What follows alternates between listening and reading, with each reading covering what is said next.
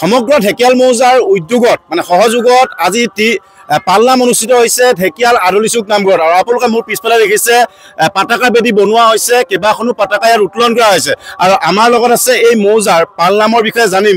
ইয়াত পালনাম পাতিছে, পালনামৰ কেইবাখনো পতাকা আহি আছে। কেইবছৰ হ'ল আৰু পালনামৰ বিশেষ অকণমান জনাবনি? আমাৰ এই ঢেকিয়াল মৌজা পালনাম পৰিষদ জন্ম হৈছিল 1995 চনত।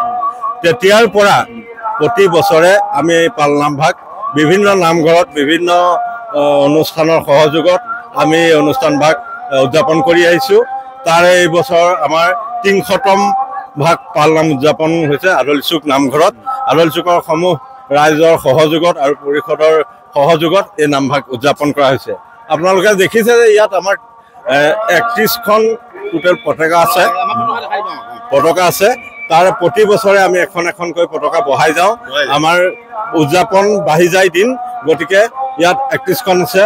এখন পৰিষদৰ মূল পতাকা হ'ল পৰিষদৰ ঢেকিয়াল মৌজা পৰিষদৰ, দ্বিতীয়খন আমাৰ এই নামঘৰৰ আদলিচুক নামঘৰৰ পতাকা, আৰু বাকীবিলাক যিবিলাক নামঘৰত অনুষ্ঠিত হৈ গৈছে 1, 2, 3, 4কে তেনেকে আমাৰ 29খন পতাকা আমাৰ উত্তোলন কৰা হৈছে। আৰু সকলক আপ্যায়ন কৰাৰ ব্যৱস্থা কৰিছোঁ।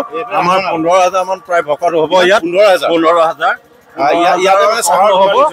ইয়াতে আমাৰ এতিয়া বৰ্তমান জলযোগ চলি আছে, আৰু এইটো আমাৰ জলযোগৰ জলযোগ শালা আচলতে। কিমান ভকত হ'ব আপোনালোকৰ? আমাৰ ধাৰণাত প্ৰায় 15,000 আমি অকণ আমাৰ কেমেৰা হতি থকা আগলৈ যাবলৈ কম। আমি তুমি আগলৈ গৈ লোৱা, কাটি দিম আগলৈ লোৱা। এতিয়া আমি আগলৈ গৈ থাকিম। এতিয়া ভকত আহি আছে, আমি নামঘৰৰ ভিতৰফালে যাম। এতিয়া পালনাম যে কৰিছে, এই ভকতসকল ক'ৰ পৰা আহিছে? পালনামৰ অকণ বিশেষত্ব পালনাম কিয় পাতিব লাগে? আমাৰ ফালে আমাৰ কাকডোঙা বা কিছু অঞ্চলতহে পালনাম পাতে। এই পালনামৰ বিশেষত্বটো হয় এই পালনাম ভাগ মহাপুৰুষ শ্ৰীমন্ত শংকৰদেৱে এই সৃষ্টি কৰিছিল। যেতিয়া মাধৱ পুৰুষজনাক আহোম ৰজাৰ হাতত বন্দী হৈ আছিল, তেখেতক হাতী ধৰা পাল বুলি কোৱা হয়। হাতী ধৰিবলৈ যেতিয়া তেখেতসকলক ৰখীয়া দিছিল, তাৰ পৰা হাতী পলাই গ'লত তেতিয়া ৰজাই মাধৱ পুৰুষক ধৰি লৈ গৈছিল। আৰু সেই ধৰি লৈ যোৱাৰ পাছত তেতিয়া ৰজাই শাস্তি বিহিছিল। শাস্তি বিহলত পিছত মহাপুৰুষ শংকৰদেৱে এই অহোৰাত্ৰ আৰু অনাক্ষৰী ঘোষা বুলি কয়, এই ঘোষাখিনি পাঠ কৰি তেওঁ মাধৱ পুৰুষৰ মুক্তিৰ বাবে এই পালনাম আৰম্ভ কৰিছিল। আৰু আমাৰ লগত ফটো ভাল লাগিছে। ফটো ভাল লাগিছে। কেনেকুৱা লাগিছে আজি এইবাৰ আপোনালোকৰ ইয়াত অনুষ্ঠিত হৈছে? আমি খুব সুখী হৈছোঁ, যিহেতু আজি 30 নম্বৰ বৰ্ষত আমি আমন্ত্ৰণ কৰি এই ঢেকিয়াল মৌজা পালনামৰ সমূহ ভকতমান বৈষ্ণৱবৃন্দক আমি সেৱা কৰিবলৈ পাই আমি নিজকে ধন্য পাইছোঁ আৰু বৰ সুখী হৈছোঁ। আদৰণি সমিতিৰ আমাৰ সম্পাদক নহয় জানো? সম্পাদক আছে। কাইলৈ কি আছে বুলি ক'লে? কালিলৈ আমাৰ নামেই হ'ব, আৰু ৰাতিলৈ সাংস্কৃতিক সন্ধিয়া। কাইলৈ ৰাতি ভাওনা।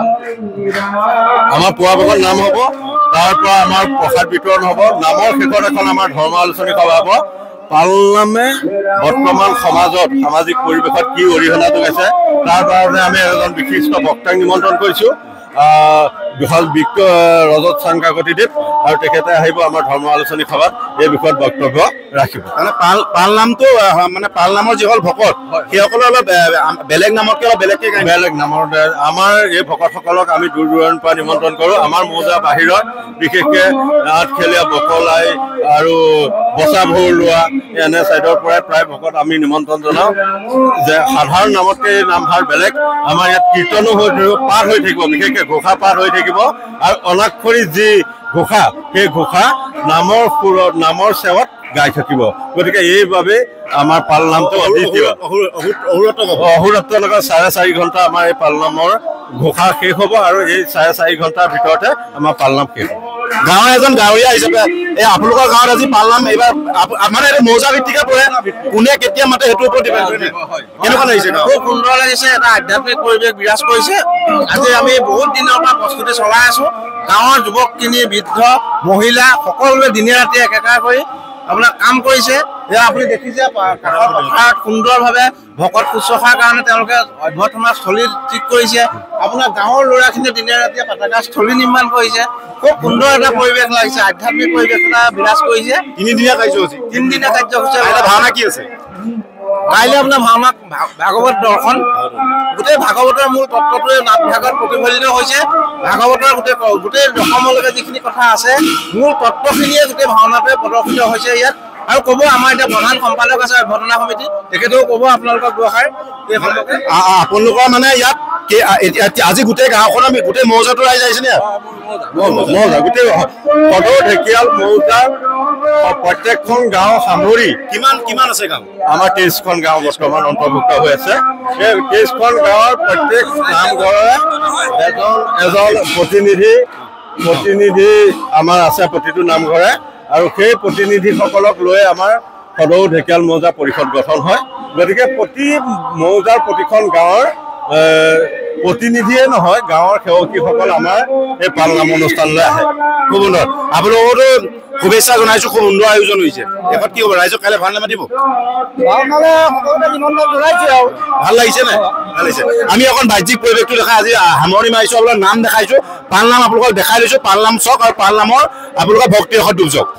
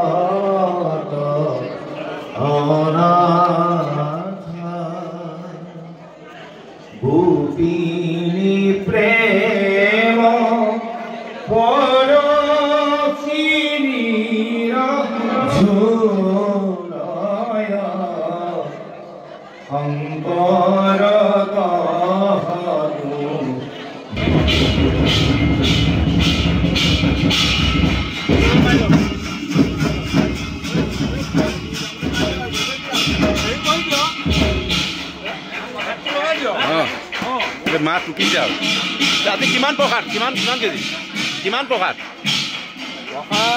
1 কুইণ্টেল 25 কেজি।